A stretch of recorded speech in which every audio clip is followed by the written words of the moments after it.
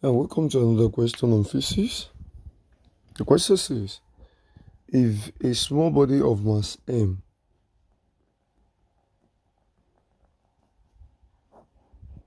if a small body of mass m, so the mass is represented as m, is moving with an angular velocity of w. So we have the velocity to be w, but it's angular velocity. In a circular radius r, so the radius is represented as r. That's what is its kinetic energy. Now don't forget that kinetic energy is equals to half mv square. But if it's a circular motion like this, then don't forget that v is equals to wr. Now if v is equals to wr, then let us come and represent v here as wr. Then we now have it to be half of m into bracket, since our v is wr, so all square. Then this becomes half of m. You know that this will be what? W square r square. So if you now structure it in form of the question, then this will now be mw square r square over 2. So and that should be option D, the next question. The next question says, the period of an oscillation is 25 seconds. Now say, what is its frequency? That is, its frequency is dash.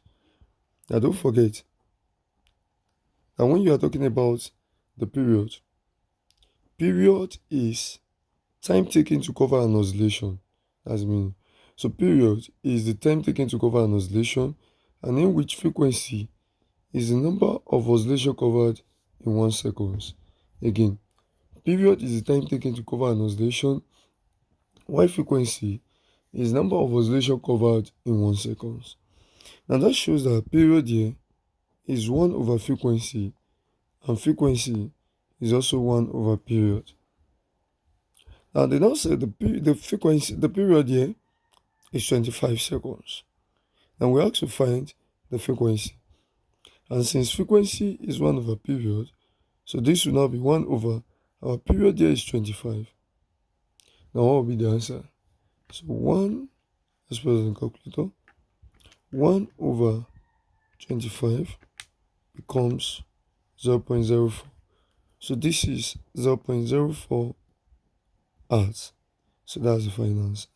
And hours is the unit for what? For frequency, whereby period is measured in what? In seconds. Next question. The question says, a stone falls freely from the top of a tower 250 meters above the ground.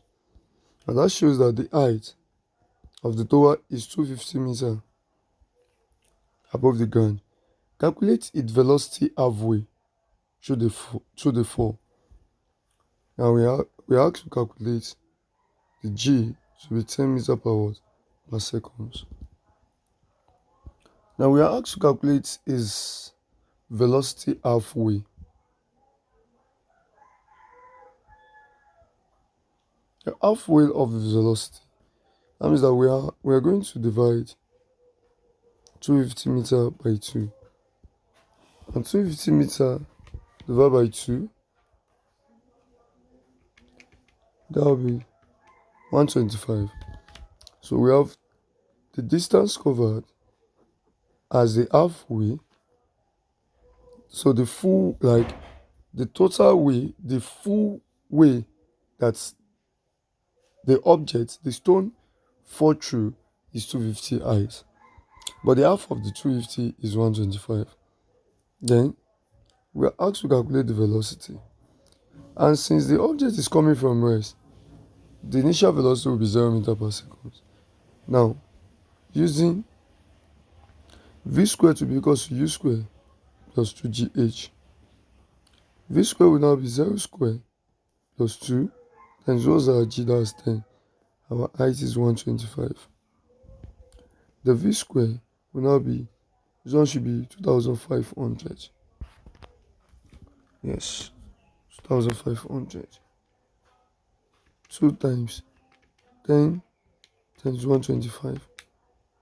Yeah, so square root of the answer. So v will now be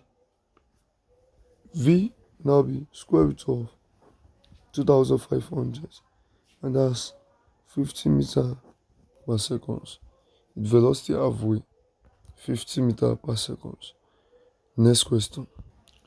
The question says, what is dimension of pressure?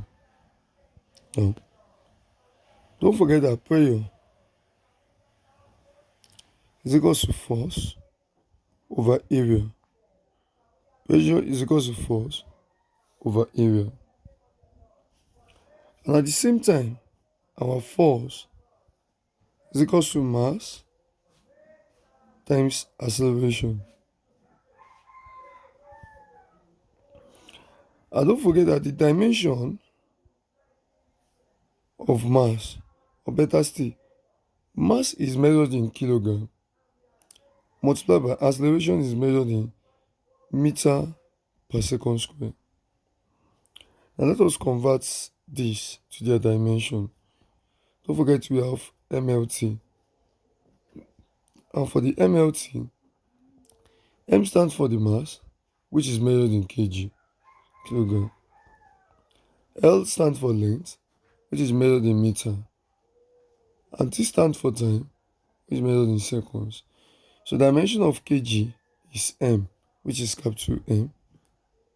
The dimension of meter, which is L, that's for length. Dimension of S, which is seconds, and that's T. But don't forget that this S here is raised power minus 2. So that's why we make the T to be raised power what? Minus 2. Now bring it here. Dimension of force is MLT raised power minus 2. All over. Dimension of area is L square, because area is length times breadth. Area is length times breadth, or length times length. And what's dimension of length here? That's L. Breadth is also measured in meter, so they are both measured in meter. So dimension of breadth is also what? Length is also L. So that was L square. So now, if you divide this, we have ML. You know that this L at the top is raised to power 1. So by the time the L at the denominator goes up, it becomes minus 2. Then T raised to power minus 2. Then if we check this, we can have M L raised to power minus 1, then T raised to power minus 2. So we check it as what? Option E. The next question. The question says, the resultant of two like parallel forces. Say the resultant. Let's say you have the structure like this. Two like parallel forces. The resultant will be at the middle. They said it is 15 Newton. Said it's at a distance from 6. They said it's at a distance of 6 centimeters from 7 Newton. Let's say that this place is 7 Newton. This is the force A. So the resultant at a distance from here to here, 6 centimeters. From the resultant to the 7 Newton is 6 centimeters. Now, so what is the magnitude of the other? So let's say that this is the force 2, and we don't know the force 2. And the formula says resultant of a force is equal to F1 plus F2.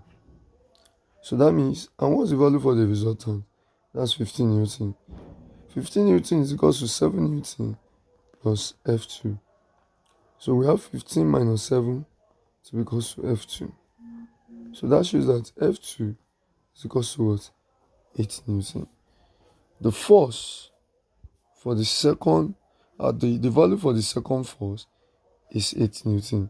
That's option B. The next question. Another question says, a car traveling at 33 meter per second. What's the speed in kilometer per hour? The speed in kilometer per hour. That's the question. Now, if I want to solve this, I'll just say, okay, 33 meter per second, we are asked to convert to kilometer per hour. Now, this is what I'm going to do. I'll just say 33. No, I want to introduce kilo. So because I want to add kilo to it, it's only meter that is here. But I want to add kilo. So you now divide by the value of kilo. Assuming you want to remove kilo, you just substitute, you multiply by the value of kilo. But you want to add the value of kilo to it.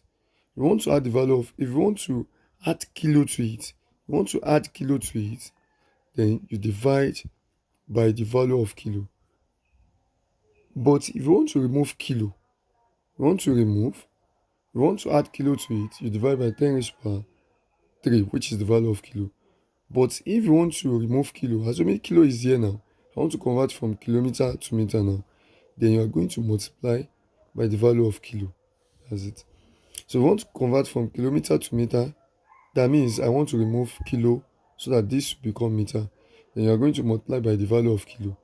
But now there is no kilo there. You want to add kilo to it, then you are now going to divide by the value of what? Of kilo. Then I'm done with the kilo. So this already becomes kilometer. Then we want to convert from seconds to hour. You can now see that if you want to convert from seconds to hour, then the rule says you multiply by 3600.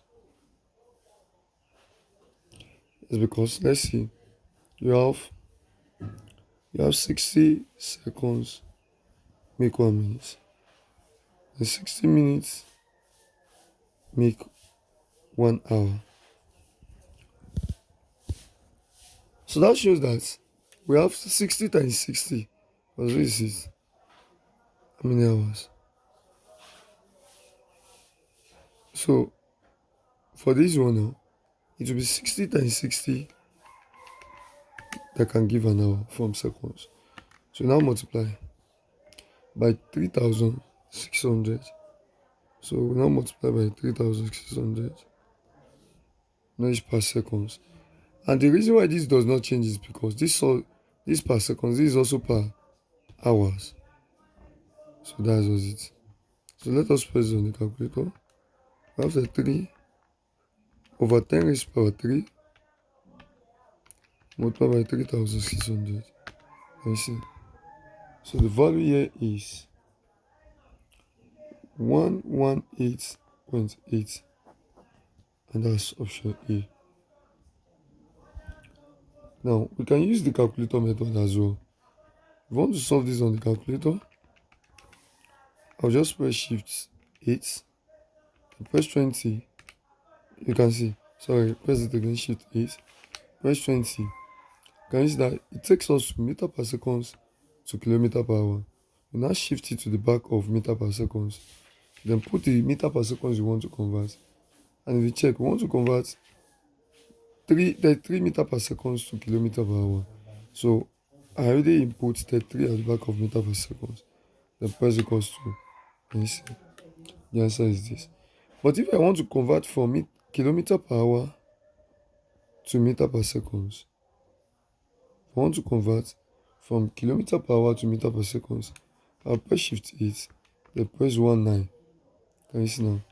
So let me press again, shift 8, then press 19. Shift 8, then press 19. So it gives me kilometer per hour to meter per seconds. Then let us go to the back of kilometer per hour. Kilometer per hour we want to convert. Let's convert our answer to meter per seconds back. That's 118.8. Can you see? It gives us our meter per seconds back, which is 33. The next question. The question says, given vector A to be this. So let's say Vector A is 4i minus 8j minus 3k. And vector B should be 6i minus 3j minus 4k. The question now says we should find vector C. If 2c, find vector C. If 2c minus 2a plus 3b is equal to 0. Now if this happens, let us make 2c the solvable formula. 2c will be equal to, if you take this minus 2a to this side, it becomes 2a. If you take 3b to the other side, it becomes minus 3b. So c will now be 2a minus 3b all over 2. So this is the value of c. But now, let's go. What is 2a? 2a is 2 multiplied by your a. What was our a? 4i minus 8j minus 3k. So 2a will just be 2 times 4, that's 8. So that's 8i. That will be minus 16j. That will be minus 6k. Next one is 3b. 3b will be 3 into bracket your b. This is 6i minus 3j minus 4k. So this will just be 3 times 6, that's 18. So that's 18i. This one is minus 9j minus 12k. Now, what will now be? C will now be our 2a. 2a is 8i minus 16j minus 6k minus our 3b. 3b is 18i minus 9j minus 12k all over 2. Then c will now be, let us subtract this, 8i minus 18i. 8i here minus 18i. That will give us minus 10i. Minus 16j minus 9j. That will be minus 16j plus 9j, because minus times minus will be plus. So minus 16j plus 9j. That will give us minus 7j. Minus 6k minus 12k.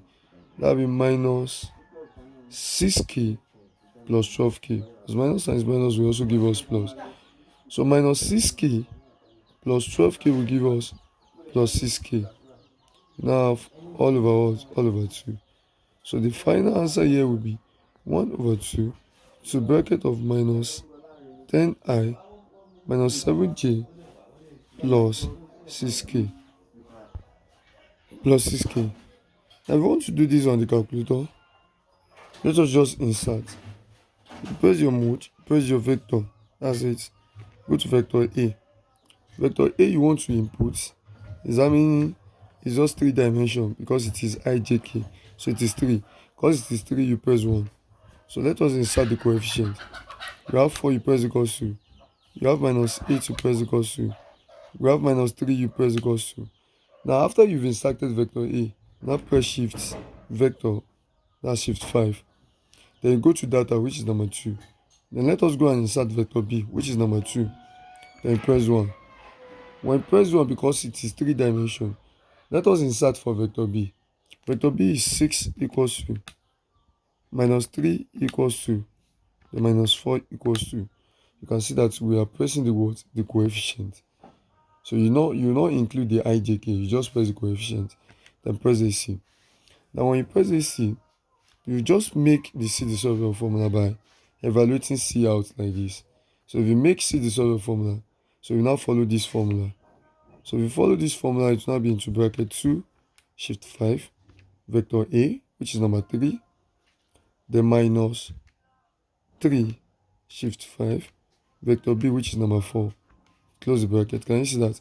I already pressed the numerator, then divided by 2. Press equals to. Can you see that what you have in this on the screen is minus 5. Then if you come to this place is minus 3.5, and this place is what? 3. So you have it to be, your final answer is minus 5i minus 3.5j then plus 3k. That's the final answer. which is equivalent to option B as well. Because this option B we got, if you use this 2 to divide all the answers here, that's minus. Can you see now? We have it to be. You use this 2 to divide all the answers inside here. You have minus 10 divided by 2 here. So it gives us minus 5 that is here. So can you see? And at the same time, minus 7, which is the middle, divided by 2 to give us minus 3.5, which is here. Then 6 divided by 2 as well, which will give us 3. So that's the correct answer. Now the next question. The question says, a spring of force constant is force constant is K, and they said the force constant is 500 Newton per meter, is added upon by a constant force. So the force is 50 Newton. Now say calculate the potential energy. Now, how are we going to calculate the potential energy? Don't forget that potential energy is equal to mgh. We are not given the mass. We can get our acceleration due to gravity, and we are not given h. But since it is the spring that you are dealing with, then you can use the potential energy to be half of Fe, or use half of Ke squared. Half of Fe or half of Ke squared. From these two formulas, we can get our E. And what is E? E, you have F to be equals to Ke. So E will now be equals to F over what? Over K. What's our F? 50 Newton. Now K is 500. So our E will definitely be, that's 50 over 500. That's 0.1. So you have our E to be 0.1 meter. Then bring it here. So the potential energy will now be half of, what's our F? That's 50 multiplied by E, which is 0.1. If you press it on the calculator, you have 1 over 2 multiplied by 50 multiplied by 0.1. So can you see the answer? The answer is 2.5. So 2.5 joules. Or you use half of K squared. So we use half of K squared, we have half of, and our K, what's our K there? Our K is 500. Multiplied by E is 0.1 all squared. So we press it like this. We have half of 500 multiplied by, you have 0.1 all squared. So the answer is still 2.5 joules. So that's 2.5 joule, which is option what? Option D. Next question. The question says the body starts from rest and accelerates uniformly at the rate of, since they said it starts from rest, that means initial velocity is 0 meter per second. But if it's going to rest, then final velocity will be 0 meter per second. But 0 is start from rest, so the initial velocity is 0 meter per second. Now say it accelerates at the rate of 5 meter per second square. So this is the acceleration. Now say we should calculate the velocity after the distance of 90 meter. Now after distance of 90 meter, we can use the formula that says v squared is equal to u squared plus 2as. So v squared will now be, this one is 0 squared plus 2 multiplied by our a is 5 and the distance is 90. So v squared will now be, we have 2 multiplied by 5 multiplied by 90, that's 900. So square root of 900. So v will now be square root of 900. So the answer should be square root of, that's 30. So we have this will be 30 meter per second square. So that's what option C. So the answer is C. Now The tendency of the body to resist change in their motion is that. Now, that is actually the definition for inertia. So inertia is the tendency of the body to resist change in the position, or to the tendency of the body to be reluctant to change in the position. So that's what inertia. And this second question says inertia of the body is measured in. The best we can have is what? Mass. We should have picked weight, but weight varies, but mass is constant. So it's just what? Mass. Next one. The question says a force of 3 Newton act through a distance of 12 meter in the direction of the force. That's what is the work done. You should know that the work done is equal to force times distance. Since work done is force times distance, so we have the force to be 3, multiply the distance which is 12, and that's what? 36 joule. So the answer is what?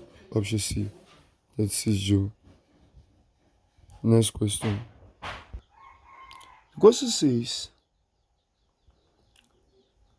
a constant force of 5 Newton acts on a body of mass 5 kg initially at rest.